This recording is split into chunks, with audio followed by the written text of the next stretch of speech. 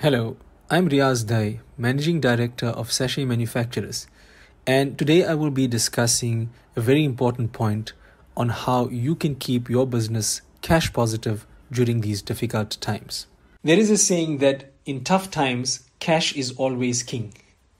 And this is certainly one of those times where preservation of your cash and cash flow is critical in ensuring your business's ability to continue operating and weathering the storm that we find ourselves in. So what do you need to do to be able to cash-proof your business if you haven't already done so? Now, the key principle is that you should always be saving some cash aside in your business, depending on the industry that you're in, for a month or a few months worth of expenses to help you weather through the storm that we currently find ourselves in. So if you've already done that, that's great, and you can just improve on that.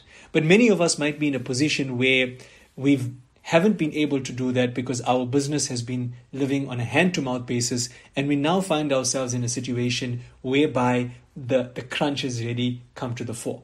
So what can we do to help improve the situation to ensure that our business retains as much cash going forward? Now, there's a couple of areas that you can look at.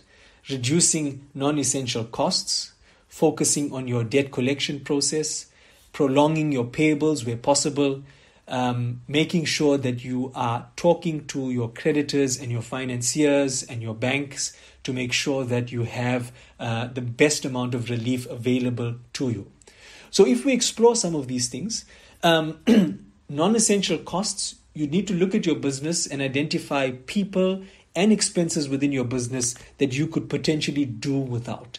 Now, of course, one needs to bear in mind the general risk management principle. You shouldn't be cutting down on costs like insurance, etc., which give you short-term benefit, but in the long term, should there be an incident, would cause your business to go under. So it's important to prioritize which costs are actually necessary and which costs are nice to have.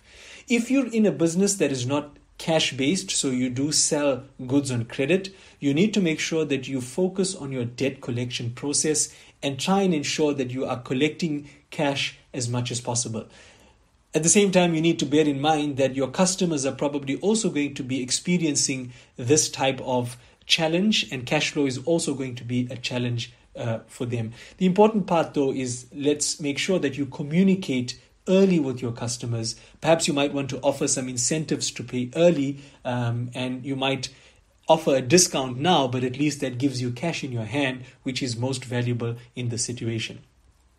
Then you need to look at your creditors, the people that you owe money to, and look at where it is possible for you to delay those payments, obviously within the ambit of your agreement and the law, and make sure that you are able to make maximum use of the trading terms that are available for you. You might, on the converse, also find that historically you've been paying suppliers early to make use of the settlement discounts, but in this instance you might want to take benefit of the full trading terms, although you don't get the settlement discount, because the cash in your hand at this point in time is going to be more beneficial than the discount that you have. You can also talk to your suppliers to consider payment extensions, etc. It's in their best interest that they get paid and that your business remains continuing and operating. So they will also be able to negotiate with you in a manner that is going to help both of you. Then it's very important that you do talk to your financiers, especially if you do have any financing arrangements with the banks, so that perhaps you may need to look at restructuring your debt, and you may need to look at amending those payment terms with the banks. And most of them are quite amenable to looking at what works best for everybody. Of course, the key principle here is that you want to make sure that your business is cash proof, but at the same time, you're not looking to take undue advantage of any other third party, because everyone is pretty much in a similar situation. The last important thing that you may need to look at is your compliance status. So whether it comes to your annual returns, your tax compliance, your submission of VAT and other relevant compliance areas, it's important that if you are looking at taking advantage of some of the relief that government has to offer, some of the incentive programs that are available, most of them require your business to be compliant in all respects. So if you're a smaller business and you've delayed on some of these compliance issues, it's a good time to get in touch with the relevant people that help you and make sure that you are compliant, because if you do want to take advantage, you would definitely need to ensure that you can communicate this to the relevant authorities. So as a recap, important thing is to cash-proof your business. Cash is king, and cash in hand is what is going to help you weather the storm.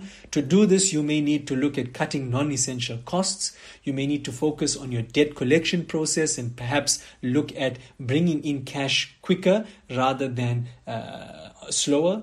You'd also need to look at prolonging your payables where possible and talking to your suppliers, your creditors, and your financiers to look at how you can potentially extend payment should you need to do that in order to be able to remain afloat.